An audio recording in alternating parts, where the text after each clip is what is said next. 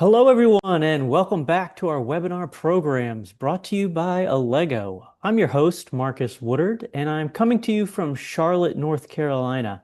If you've missed any of this year's webinars, check out our full library of on-demand recordings. And no, you don't need a library card to learn more. Just visit allego.com/webinar. Check them out. I've got a great topic for you today, the state of sales in 2026. Now, for those folks on the go, yes, this presentation is being recorded and an on-demand version will be emailed out later today. For those of you that love learning in the moment, thanks for carving out the time with us today. Now, let's see how good you are at listening. Now, this is important. I want everybody to go into the chat window and let's make sure we switch that drop down from hosts and panelists to everyone. I repeat, that little drop down in the corner of your chat window, drop that down to hosts and panelists, from hosts and panelists to everyone.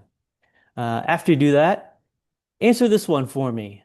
Do you think it's tougher to get sales training to stick or to prove the ROI behind the training? Again, do you think it's tougher to get sales training to stick or to prove the ROI behind the training?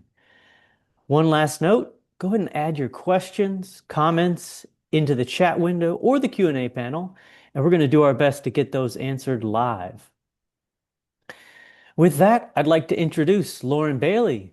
LB is a 20-year inside sales veteran who has led global sales and training teams across inbound, outbound, digital, and field-aligned models with deep experience in IT software and distribution. She's worked with organizations including SAP, Microsoft, Google, Sony, and Grainger.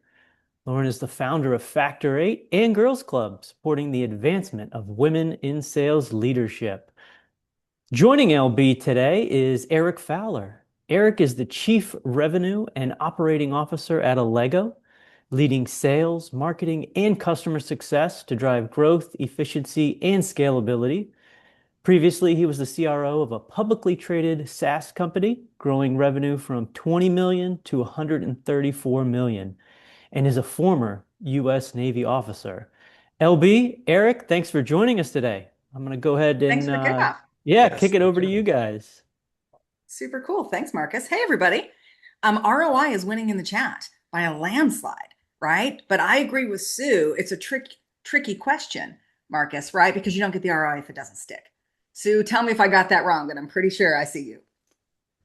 Well, I'll throw a little in there. I think it's our leadership's responsibility to make it stick and then show the ROI. So I think they kind of come hand in hand. I don't think you can have one without the other. So I think we need both. My enablement friends on the phone, that's right. You heard it here first. A sales leader saying it's their job to make the training stick. You can quote him on that. Absolutely. I love it. All right, here we go. All right. Well, let's kick it off a little bit, right? So business can't wait. And as we were preparing for this presentation, I was thinking a lot about the last year and kind of the dynamics of what we've all been through, and really what we're seeing going forward. And the reality is, if you guys think of a year ago, right, we had a new administrative coming in. Everyone felt it was going to kind of be business friendly, and then we had this Liberation Day moment, and we watched the stock market go up, down, and we all rode this crazy roller coaster, and everybody got conservative and tightened up, and pressures on budgets and everything else. And I think what we've all realized over the course of the year is that this is the new norm. So the new norm Yeah. is going to be uncertainty. And guess what? The same pressures are still there. We got these aggressive growth expectations. They're not going anywhere. We still have these economic concerns and pressures on budgets. And oh, by the way, we have this crazy thing called AI that we all need to rapidly adopt, and it needs to aggressively change our business. So how do we do all that? It's going to be crazy. It's going to be a crazy year. I think it's going to be a really crazy year. I couldn't agree with you more. And I think that anybody, if we try to predict the entire year right now, will fail. Like, let's just automatically account for the fact that we can look forward a good 6 months, and where AI is going to take us with that rapid state of change. We should reschedule one of these for July 1st, right? And do the second half of the year, because the Yeah, rate of change is going to be massive. that's the one constant we do know. That's what we can hmm count on, the rapid rate of hmm change. So we're going to talk about that agility today throughout all kinds of different focus areas. But I think the other thing that just to weave this through and where we're going is we're going to take a look at some of the big trends as we start this year. Where are we?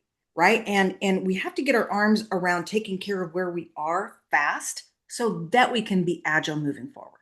So that's a little bit of the take of where we're going today. Let's get started. Mm, here we go. Now, are we polling? Okay, there we go. I'm like, are we Yep. polling in chat, Marcus? No, here we are. Oh, yep. Sorry. I got a poll question. It should, if you got a bunch of screens, it's on one of them, I promise. Yeah, go find it. Um, go ahead and fill this out for me. We'll give it about a minute. So far, AI in our sales organization has mostly A, raised the bar for seller performance, B, improved efficiency but not performance, C, created more activity with unclear impact, or D, not made a meaningful difference yet. And if you've got any others, please add those to the chat. We'll go ahead and we've got about 40% participation, so let's keep them coming in. I Give it love another this. 20 seconds. I think one of the coolest things we can do is benchmark against each other, right? And I thank you for creating these kinds of spaces, Allego team, where we can do that. Right? Here's where my team is and where we are in the adoption. And don't you wonder, where's everybody else?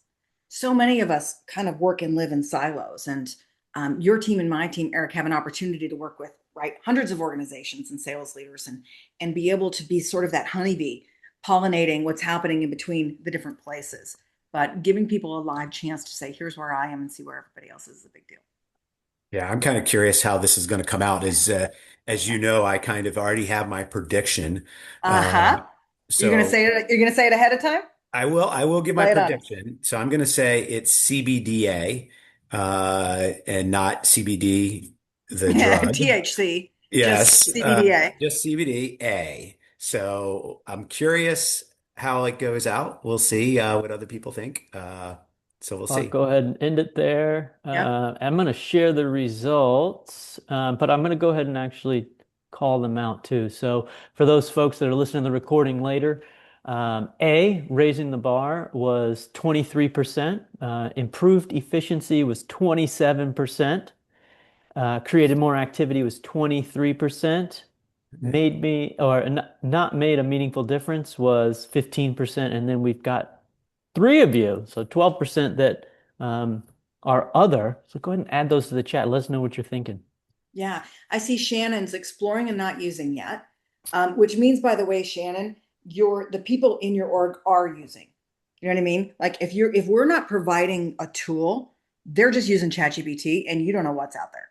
Now, right? I sell IP for a living, and let me tell you, you could go in and find pretty much all of it available out there because I can't control not just what my team puts in, but what any of the people who have taken any of my training over the 20 years are putting in. So it's an interesting place to be. We're kind of in a rock and a hard place as leaders. It's adopt or die or the risk of, and I don't Yeah. know if we can even mitigate that risk. LB, Eric, what do it's you think? funny. Yeah, it's funny you mentioned that. Like, so what we did is we created a center of excellence, a Lego AI center of excellence. Of course, we have the advantage of using our own platform, and then we actually gave access to our entire company, and then we were able to put some controls in place to make sure that, hey, you guys can use this. You can use this platform. We've set up the controls so we're not worried about our information getting out there in the real world. Because the reality is, if you're not providing something, and it's no one's doing it intentional, but it makes their lives easier. They're going to throw it in open chat Yeah, GBT and see what yeah, happens. and see what happens. So yeah, it's definitely something that people have to think about and have a plan for. I got to tell you, 6 months ago, I was afraid of it. And at this point, I've gotten to the like, there's not a damn thing I can do about it. Let's just see what happens. Let's do it. All right. So the results are pretty interesting, though. I thought that you were close, Eric. And Close, and but I wasn't there. I'm glad by the results yeah. because I took a more pessimistic approach and it made me feel good that people are like more Hmm. embracing it, like we just talked about. So maybe Hmm. if we did that a year ago, it would have been closer to my prediction than we are I now. think so.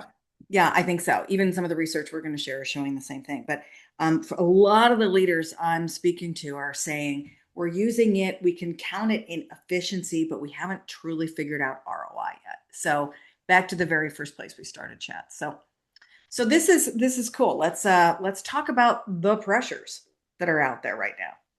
Yeah, when I look at this, The one thing that the other constant is that the pressure to perform is always out there. And it's funny now that we have this AI tool, everybody immediately thinks, all right, well, we have higher expectations of the reps.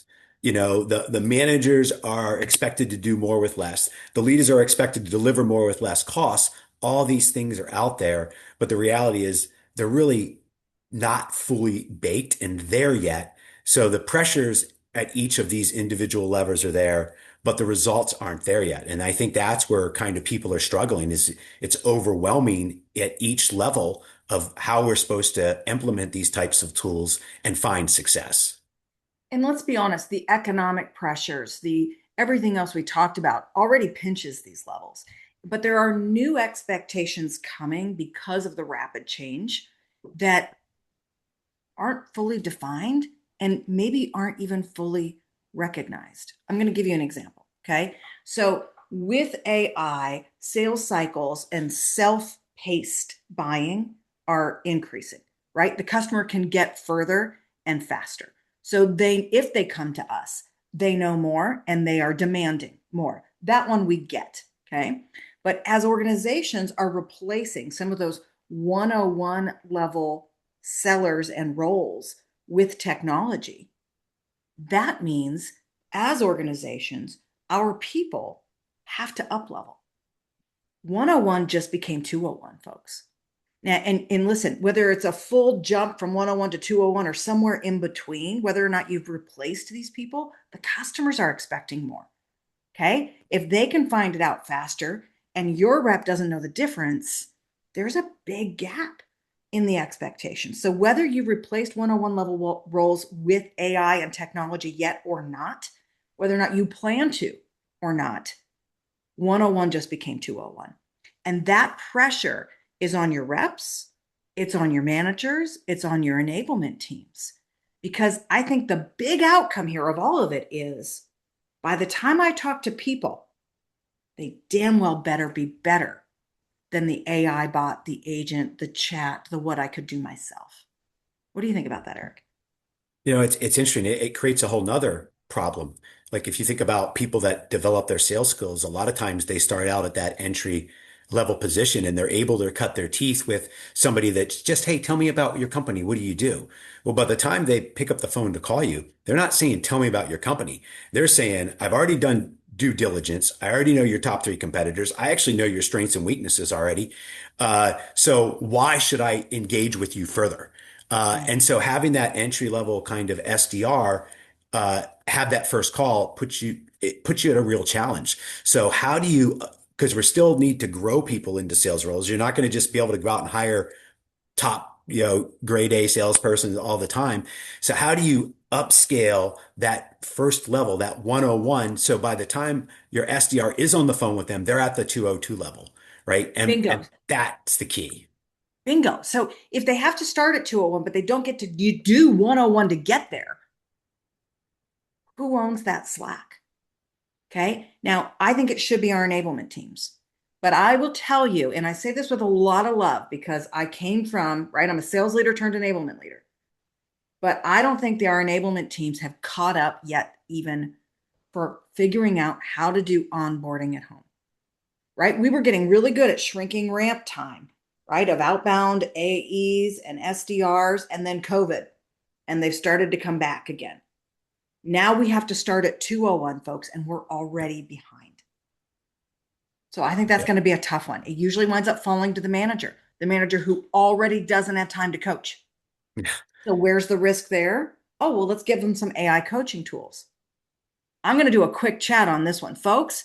Is AI coaching and role playing going to help or hurt when we look at that manager rep interaction? What do you think? And while you're answering that, I'll answer David's question. So, yeah, here at Allego, we practice what we preach, and we are customer zero. We like to say here. So as soon as it's developed, it's literally rolled out to our sales team. Uh, I do see like we aren't on a commission only type of sale. It looks like maybe you saw that from that's not we're a traditional sales model. But the difference is we really and we still we're huge believers in growing our SDR team. And just this year, I've promoted 3 people from our SDR team out into the field. But the biggest difference is we're leveraging our tools to get them to that 201 level by the time they're on that first interaction. And that's super important and allowed us to really build an incubator for how we grow our sales team. I love it. I love it. It's really good. And we've gotten some people who are coming in saying, hey, I think it's going to help. Maybe it's not agile enough for complex sales. Yeah. And so what does that mean we need to do right now? And then we'll move on to the next slide. And I'm going to say it means I want you to go look at your frameworks. Okay. I'm a part of a lot of different AI coaching tools. And if you're not training your AI what good looks like at the 201 level, you're getting robot advice on sales that has nothing to do with your company, your sales process, your culture, your whatever, right? So what we can do is put a team together and say, hey, let's train the bots and make sure that we're telling them what good should be and setting that highest level along the way. All right. This is good. So we told we were going to say, hey, we've done some research, right? Here's where we stand coming into this year. And this is pretty interesting. Okay. So sales leaders like you answered our factor rate poll. And we asked, what do you really want from your managers? Very interesting. I'd love to hear if anybody's surprised by this. But the top 2 answers on the board, with more than half saying, are managers, go do more coaching, interesting, and hold those reps more accountable. Consistent execution. This doesn't surprise me, right? Anybody who's got growth on their mind knows that lives or dies at the frontline manager level, right? So if we put a process in, it's so we can scale, it's so we can grow. And then finally, let's motivate and inspire. And would you mind doing a better presentation, right? I thought that. What do you think, Erik? It's funny when I see this. I almost I put both hats on, having being a leader now and having been a manager. I sit there and go, we're putting so much on the managers, and I know we're going to talk about what the managers need later, but this one just keeps jumping out at me. I'm always saying, hey, you got to get this done. You got to get this done. But I want you to spend more time coaching. And unfortunately, what's the first thing that typically slides? Well, It's it's not typically on the fire, coaching. It's not right? on Like I've fire. never seen a learning emergency, Yeah. which is a good thing and a bad thing. So I think AI can help with the more consistent execution, right? Take less time for managers to have that interaction if we're doing it well. What we don't want to have happen is let it replace, right? I think that Exactly. It's a AI, supplement. it's a supplement, and AI can help managers find trends to coach to. It can help them, right, assess the calls more quickly, but it can't replace that engagement. And that's what we're looking for. So let's look at what leaders want from their sales teams and get some reactions to this. Number 1 answer on the board: take better care of our customers, listen and connect. We also want our reps to be working on their sales skills development. We see the gap, right? We see the gap, and hey, you guys need to own it too. We want better, more consistent follow up. I love this one. Pick up the phones. I hear it a lot. It's kind of what we're known for at Factor 8, is building that outbound confidence. I can't tell you how many leaders are managing this generation saying, I can't get it for the life of me. I cannot get them to pick up the phone. We're all hiding behind email and text and social message, and you're not going to connect unless you're on the phone. What do you think? Am I barking up a wrong tree, Erik? Yeah, I think you're up the right tree, and I think two that blend together was picking up the phone and listening and connecting with the customers. Like you said, they go hand in hand. I'm also a huge believer in getting on site, visiting your customers, getting in front of them, and you can have many phone calls, you can have many Zoom calls, but if you do 2 hour meeting in the office, it just accelerates everything you're doing. And I felt like since COVID, we've kind of as a sales world, we've kind of gotten away from that. Well, we don't need that. But guess what? People still want it. And I have sellers say, oh, they don't want me to visit. But then when I get in front of any customer, they're like, oh my gosh, I can't believe it's been this long since we've done this. We have to do this again. We've So gotten out of the practice. We really have. we I've have. gotten out of the practice with my own team. I hate to admit that. We went to a client Christmas party a couple of weeks ago, and my team who lived here in Phoenix came with, and I was like, I don't think I've seen you face to face in a year. We live in the same town. We work on the same team. We've gotten used to, right? I see you on Zoom. I've gotten used to seeing you that way, but that human connection is a big deal. I just want to call out Sue's comment in our comments here that here it is for the rep level. Hey, follow up. And then we were talking on the manager level. Let's hold accountable. And Sue, you're exactly right. It's I think fewer than, and Amy, if you're in the background, you have to chat this in. I can't remember the number, but it's less than 60% of companies out there have manager training. And I get it because you're busy with the reps and it's expensive and the ratio is different and it's hard to invest in and building is hard and finding experts. And if we're not training the reps who are promoted into management how to do that job, we are setting them up for failure. And the failure rate's high, right? It's about 60, 70% within 2 years will fail out. And it's because the job is so different. What made us great reps make us just so managers. So there are hard skills we absolutely need to learn at that level. So thanks for that. So I agree with you 100%. Yeah.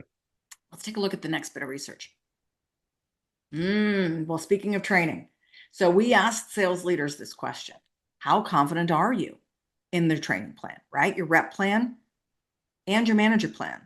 If you do the math on this, I'm sad to say 90% of leaders are not confident in the current training plan. So I think they see the gap coming as well. And there's a serious issue here, right? It's a tough one. The problem is that our enablement teams, thanks to the economic pressures, right? They've lost budget, they've lost head count, and managers are left holding the bag. I don't know, maybe I'm crazy. Is this number way off? I was surprised at I, how high it was. yeah, I definitely feel it and see it, and I'd be curious in the Slack channel here if other people are. But yeah, the pressures to do more with less are significant, and I work at an enablement company, and I have the same pressures. Luckily, I get the software for free, quote unquote, and we eat our own dog food, drink our own champagne, whatever you want to say it. But it That's is a combo. challenging. Yeah. Dog food and champagne. That's tough. No, it truly is. It truly is. And we don't think about it as a key strategy, right? All too often when I watch sales leaders make plans for growth, it's like, oh, well, here's our current ratios. All right, this is how many new heads I need. We don't think about how do we get more out of the people that are there. And if we look at it through the lens of our customer, especially now with AI, that's the smart play, right? What's the customer experience with my sales team? And how do I upgrade that? And if we use that, just like the customer journey has informed our sales process and our marketing process, let's let it inform our enablement process too. All right, so we dug in on this one. Of course we did, right? So why? What's frustrating about this, leaders? 40% answer, it's low adoption. That's a tough one, right? ROI is in there at 10%. So this goes to our very first chat. What is going on? Why are we frustrated? Because it's not a lack of training, it's a lack of impact. It's not sticking, it's not making a difference. People aren't engaging, and I'm not seeing it move the needle. So it's hard to invest in more. What do we do, Erik? Well, it's interesting. When I first saw this slide, I literally pointed the finger and turned it right into myself, right? I am the leader. I'm responsible in my organization. I'm responsible for adoption. We all know that if the CRO gets up and says, we're going to do this today, people are going to do that today. So it starts at the top. We have to own it, and we have to say, this is a priority. And that's the benefit of what I see is, we go into a lot of these organizations and we give them technology and they say, how will this fail? And I'll look right at the CR's face. This will fail if you don't sponsor it. If you don't say this is important, this will fail. And, uh, 100%. and that's like the biggest thing that we can do to help people. And sometimes I've been on calls with people and I said, we're not going to be successful because we don't have senior management buy-in. And if it's just the head of enablement that wants to make this happen, that's great. You're not going to see the same success. There has to be buy-in at the top. I'm sorry, folks. Even Listen, you're 100% right. And we do this, right? We kick off a new training program with a big company every single week. And we require the sales leaders to kick that off with us slash for us.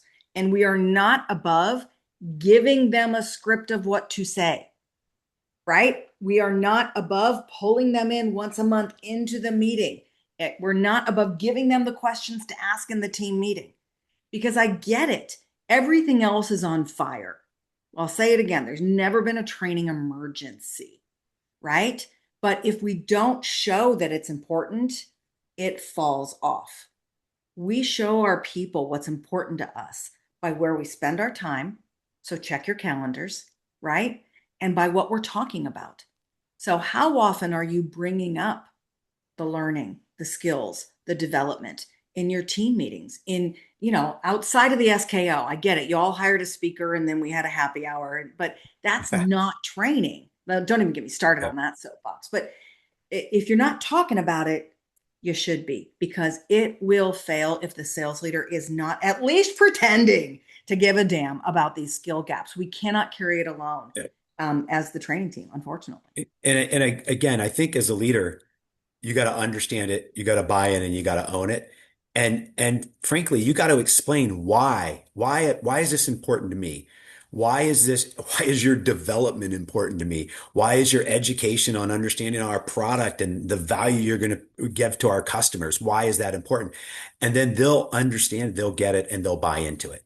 But Bingo. it's effort. It's effort for sure. Bingo. Let me ask you the question that Sue just put into chat. Who owns it? If we're talking about training managers, who should own that? Sales leadership or enablement? What do you think, Eric? Well, I think at the end of the day, it's mutually owned, but it has to be led by the leader, right? Again, at the end of the day, if your CEO of your company, your CRO don't put their weight behind it, you're not going to have success. But me as the leader at Allego, if I don't own it with my head of sales enablement, it's still not going to be successful. So it's a partnership. It starts with me supporting them and supporting the goals of the organization and them executing on them. Bingo. You know what? I agree 100%. So and sometimes the shared ownership is the reason it falls. I was on a call literally before jumping here, and she's the head of enablement. She's like, they've asked for management training 5 or 6 times, and I keep bringing it, and then it keeps falling to the bottom. And then I keep bringing it up, and it keeps falling to the bottom. So it starts and ends with the sales leader. Use your enablement team to build or buy. Awesome. Thanks, Sue, for that discussion. Really good. So we've talked about what leaders want. What do managers want from leadership? What are they looking for out there? And I love this, right? A better process or methodology. So if you remember a slide or two ago, leaders said, hey, stick to the process. And here we are, managers going, what It's the process? process. Yeah. Huh? And I think it's great that managers came in to say, hey, and we need more training as well. Now, of course, I think it's great because that's what I sell. But here's what I see, right? When we're not giving them the sales training, manager coaching sessions that should be about feedback, that should be about execution nuance, wind up being training sessions. Managers are individually one-on-one trying to fill skill gaps, and it's exhausting for them. And I don't think it's working. We want them to do more coaching. And so managers are saying, please help make it easy for me.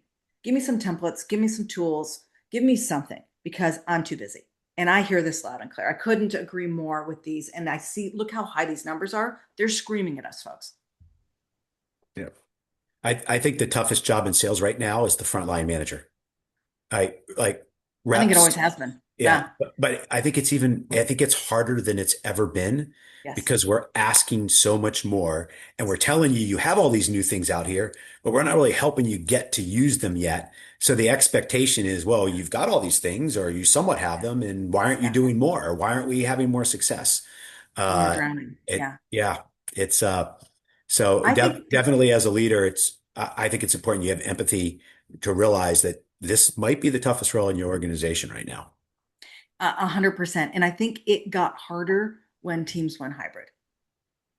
It truly did. In fact, we don't have the results in here, but we asked, hey, reps, right? This is anonymous. How much are you really working? Do you want to know what the answer was? The average came out to under 7 hours a day.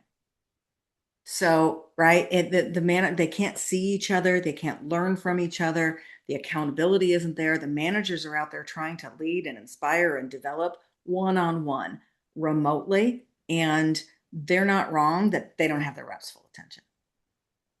So the next question we asked was, what do they need to hit quota? And is it different? So, hey, what do you want from your leaders? But what do you need more of to move the needle? And it wasn't too different. Like, I need more time to do the coaching you want. Again, I need somebody else to help train them. And coming in third place for the first time ever, more and better leads. When I saw this, I started looking around. I'm like, I can't think of 25 years of sales. The first thing I say, what do you need? And they're always like, I need more leads, right? And now this goes to show you how much more pressure we've put on the managers where they're like, I don't need leads. I need time, right? I don't have time to do anything. And I need training because training produces more time. And so it's pretty interesting how far this has come. Erik, the bar's lowered.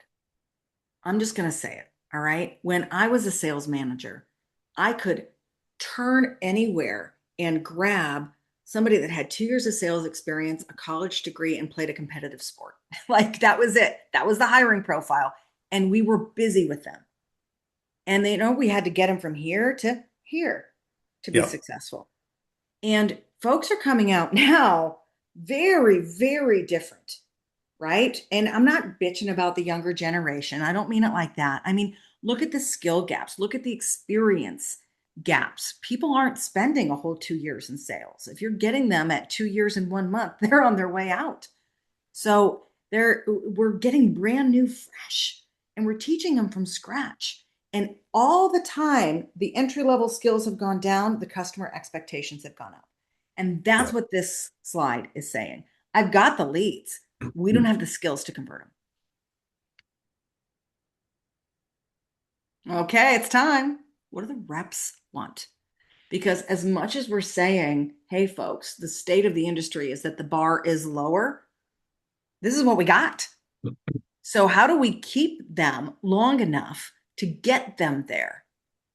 40% was training, 40% was tools. First time I've seen more tools on the list. Yep. Career path and development has been number one for the last few years. We must be checking the box, right? More coaching and skills feedback. Interesting. And more time with the manager's not there. More time with my leader is there. So this is an improvement. It used to be, I want more time with my manager. I want more coaching. I need less tools. Why do you think this has changed so much? It's interesting. First off, congratulations to all of us to kind of close the gap on the skip levels and the things that we've done and the communication to make sure people have a better sense of the company, the goals and objectives. My sense is, with AI out there, people see that there's all these new tools that they need to be successful and they don't know how to use them, how to make it practical. Like we kind of termed AI is all encompassing. So we kind of coined the term internally, like practical AI, which is I have a challenge, a specific use case. How am I going to solve it? And I think that's a lot of what they're looking for is they know they need to use these tools. They know that it puts them at a disadvantage if they don't have them, but they don't know where to begin. So that's our job as leaders is to help find the right tools at the right place and make it practical that actually solves use cases for our reps, not just creates more work. Yeah, I like that. I think that's good. I think that's really good. All right. So just to summarize where we've been here, we've got a few ironic situations, right? People are saying, I want more skills, I want more sales skills. But folks, take a look at the recent spend trend. Flip that, right? We spend 4x on tools than we do on training.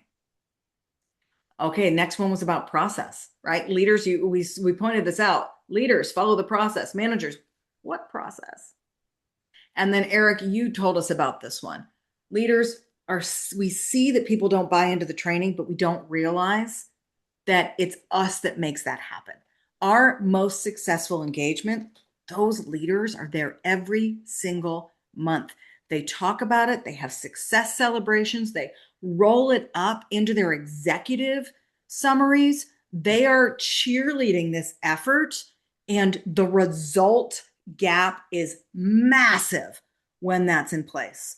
So these might be the three places I start, right? So I'm going to ask your advice next, Eric. But when I look at this, I say, listen, we all know we want tools. Do yourself and me the favor and spend an equal amount on training. Because we all know that if you implement the tool without the training, the tool fails anyway. But let's stop giving babies chainsaws. Let's figure out how we raise the bar of the humans to meet the technology as well. Yeah. Yeah. And again, I go back to the leaders. They have to start by saying this is important. They have to go get the resources internally and get everyone bought in on the importance of the tools.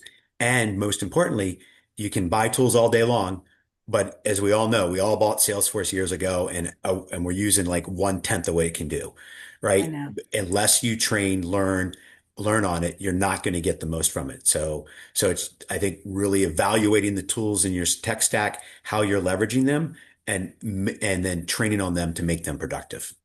Which is a tough thing to do, right? It's like I With look all at of our that and time, it's yeah, so and easy. yeah, I know. If we only had more time. So if your tool vendor provides training, buy that with it, right? That's a definite one. All right. So Marcus, I think we just pulled out this next one, right? If you haven't budgeted for AI this year, you're going to wind up pulling it for somewhere. You're buying a tool somewhere, folks, right? And go check the line item in your budget for training as well, because you're going to need both. So thanks for wrapping that up so beautifully. Just on that note, one thing to think about, a lot of companies have specific budgets for AI. Mhm. And you should go look at the tools in the marketplace, and you can probably parlay that in some of that budget into, hey, not just buying the tools, but to train on the tools. So there might be some budget you can pull from that specifically geared towards making AI successful in your organization. Yeah, because people know they have to budget for it, right? So can you piggyback on that to get more of what you need? That's cool. All right, AI raising the bar.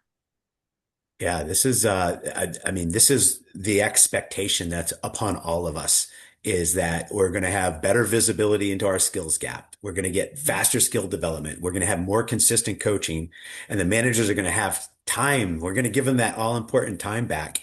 Uh, and this is where I mentioned earlier where I think it's really important of finding like practical uses for AI. So can I use AI in my coaching to not replace my coaching, but to Yeah. be able to do it more efficiently, more effectively? You know, Mhm. if my rep only has time to coach one call a week, let's say, but if I employ AI to evaluate all their calls, give them some feedback, and then you still use that hour to double down on what they learned from the AI, you're going to be able to actually coach on more of their calls with the same amount of time.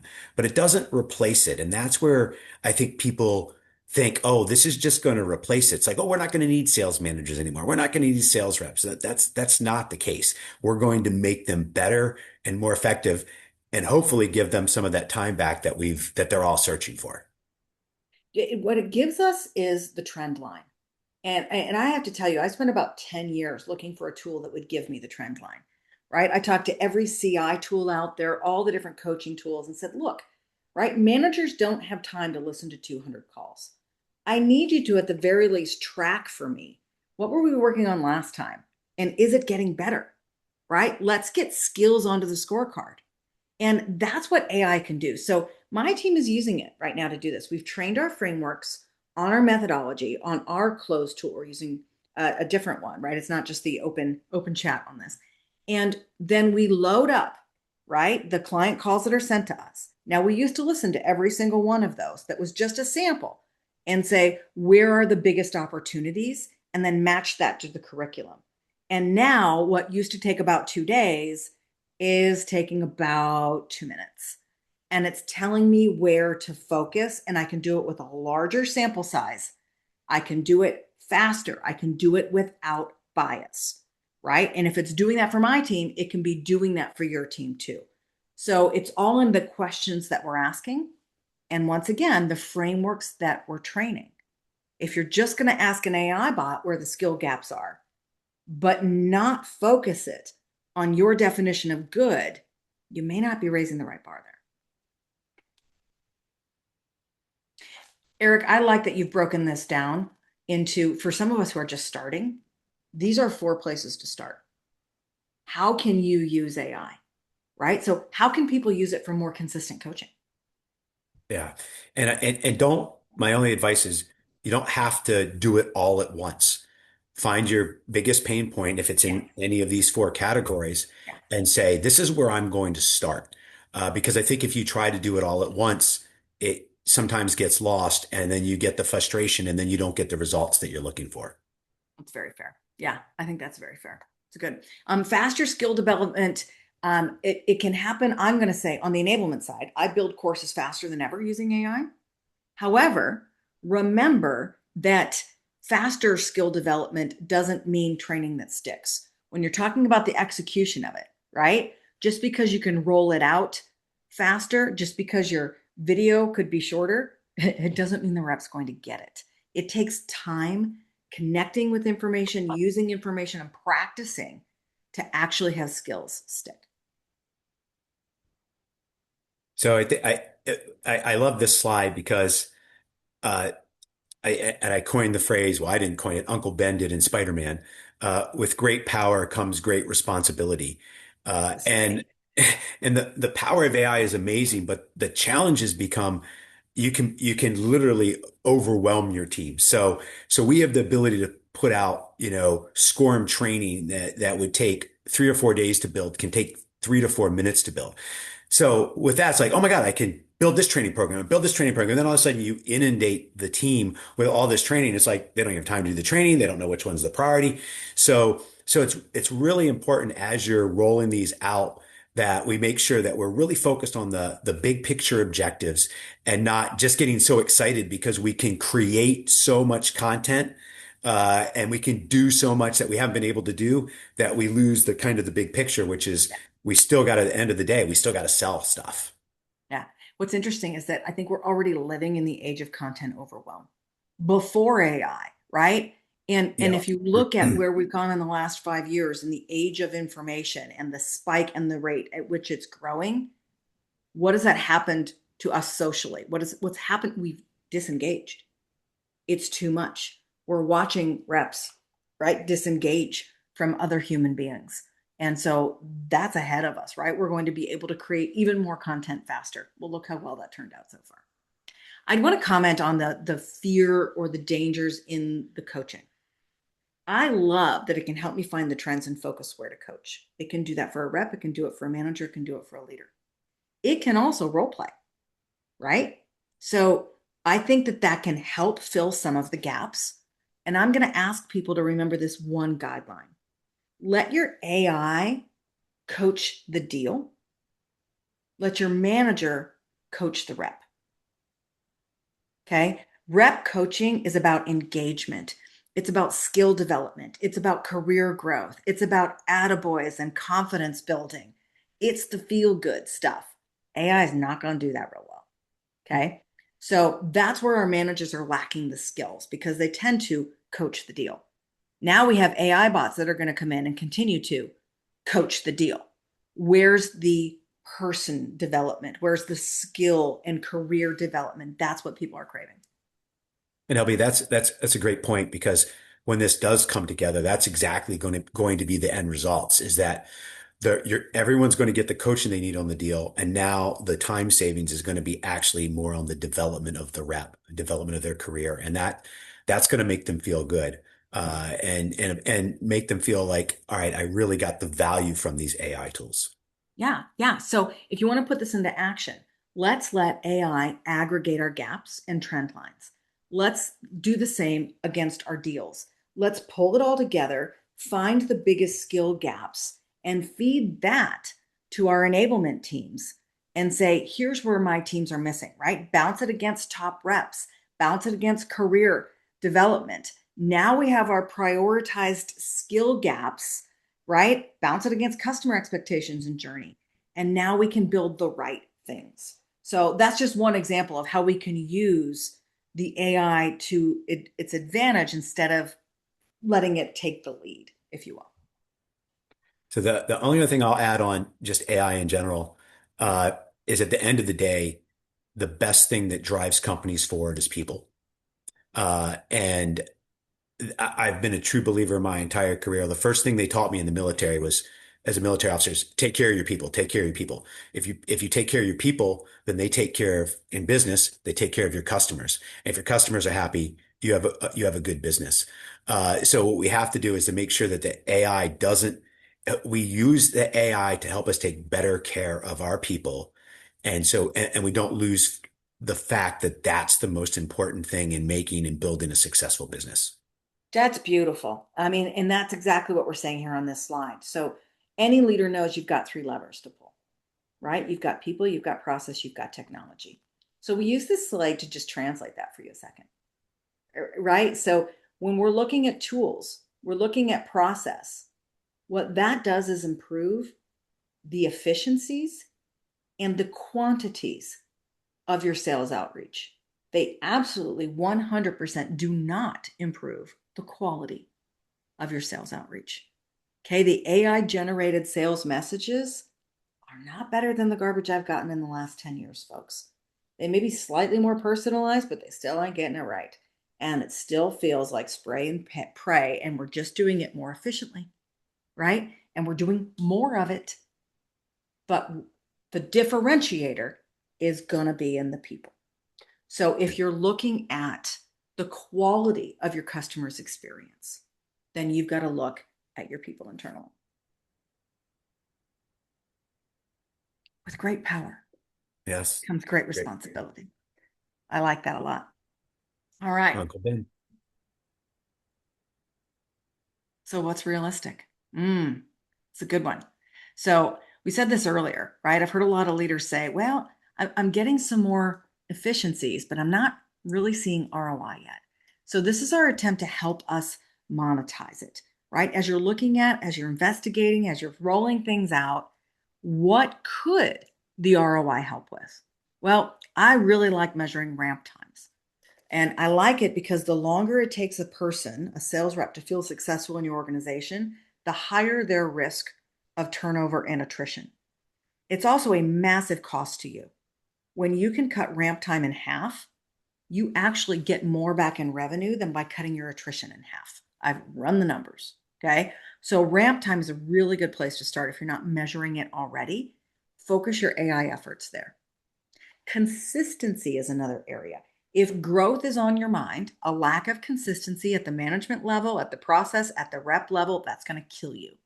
So, how can we train our AI, our frameworks, our feedback bots, whatever you're doing, to help look at the consistency of process? Now, the other reason that's so important is that the big trend says that what am I saying? Buyers who are buying themselves, right? Unassisted sales, they're going to ramp up. It's going to get faster. We have to be more agile, right? Customers will be very frustrated that you move too slowly. That says to me, if we want to prepare for that, I better be damn sure what my gates and definitions are throughout my pipeline and that everyone's doing it consistently so I can move it faster. Then I can use AI to give me better forecasting, right? And it's been something leaders have been missing for a really, really long time. So I think we can use it to help us with our manager coaching and fill some of those gaps and do a better quality job by finding the trend lines instead of coaching a random call.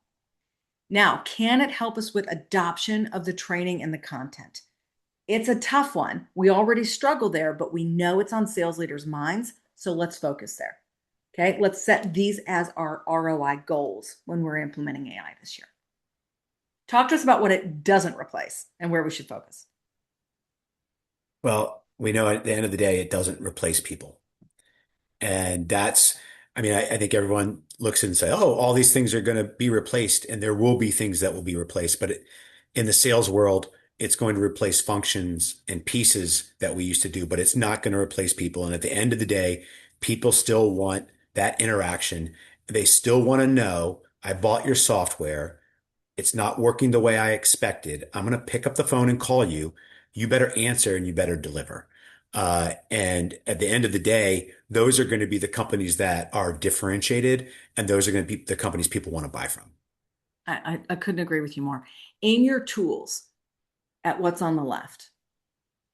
Aim your training at what's on the right. Because when you can do both together, you're going to be the most powerful. That's who's going to win this year.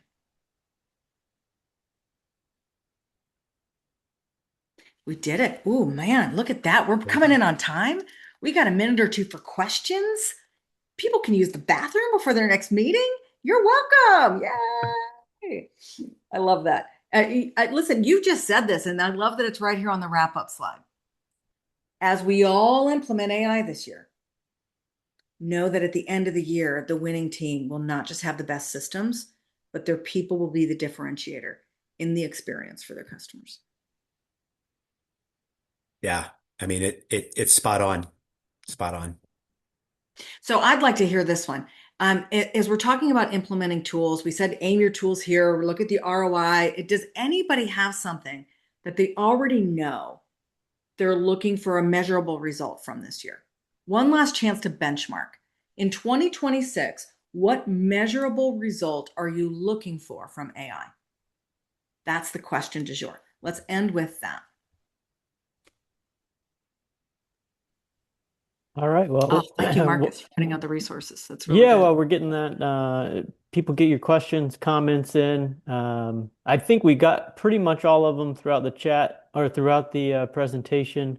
I did just add a digital room link. You'll also get that as soon as you leave. We're going to have all the free resources we talked about, the research. We'll have the slides and the recording in there as soon as we're done here. So be on the lookout for that. You'll get an email from us later today. And I actually have one more slide. If you want to just pull it up on your phone or click the link, whichever you prefer, the QR code is on the right side there. So let's see if we've got any questions coming in. Just a couple comments here to maybe spark some questions. One comes from Henry. Consistency and follow-up after the training and supporting the expectations set for the team. The understanding and training for AI integrations, you can just use one AI vendor. Good point, Eric. AI is only as good as the information and prompts it receives from the user. So I don't know if you want to Good comment on. takeaways, Henry. Yeah. Yeah. And Yeah, I Will think that's has really he's always chimes in on all of these. He seems to keep coming back and one of I can't wait to our meet Will. yeah, I need to meet Will in person. He's on pretty much every webinar. Uh, And he's so right. Like Will says what we're all thinking. yep. He said he's had a really personalized emails that were the most tasteless things he's ever seen. So, um, Um, Interesting. I feel like we need to have a conversation on that one. I do feel the inundation of, again, because I got people, I'm a CRO, so people are trying to sell me stuff. And so I'm getting the bots all the time. But I haven't had any that were quote unquote tasteless. So maybe that's for another day. he said one reference to divorce he was going through at the time. nuh-uh. That's insane. Okay. That is a little too far. Yep. That's awesome. All right, I'm trying to find you on LinkedIn right now, my friend. That's awful. That's awful. This Speaking of was a lot of fun. LinkedIn, so actually, Lauren and Eric's LinkedIns are in that digital room. Doesn't look like we've got any questions. You guys did an amazing job and answered everything everybody wanted to hear. So we can give everybody 5 minutes back. I'll stay on for a couple minutes just to see if any questions trickle in, but you guys are free to go. And LB, Eric, thanks for joining us today. What a really fun conversation. It'd be Yeah. great to listen back in July and see how close we Yeah. Thanks. That was fun. Thanks, guys. Everyone have a great day. Good luck, 2026. were. Let's Woohoo! do it. This is the year.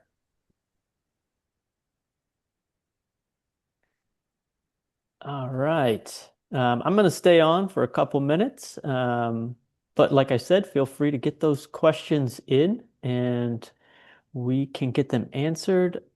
And I'm going to add that link one more time for the digital room in case you're still sticking around and didn't get it earlier.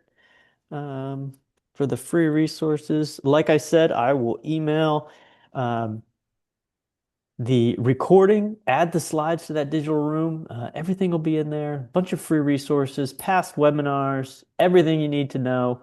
If you've got any questions, feel free to connect with Erik or LB on LinkedIn, and we can get those answered.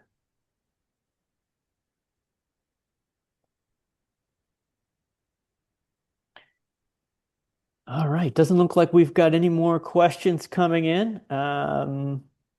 So I will let everybody go, and you should be pushed over to the digital room. Thanks again for joining us, and see you on the next one.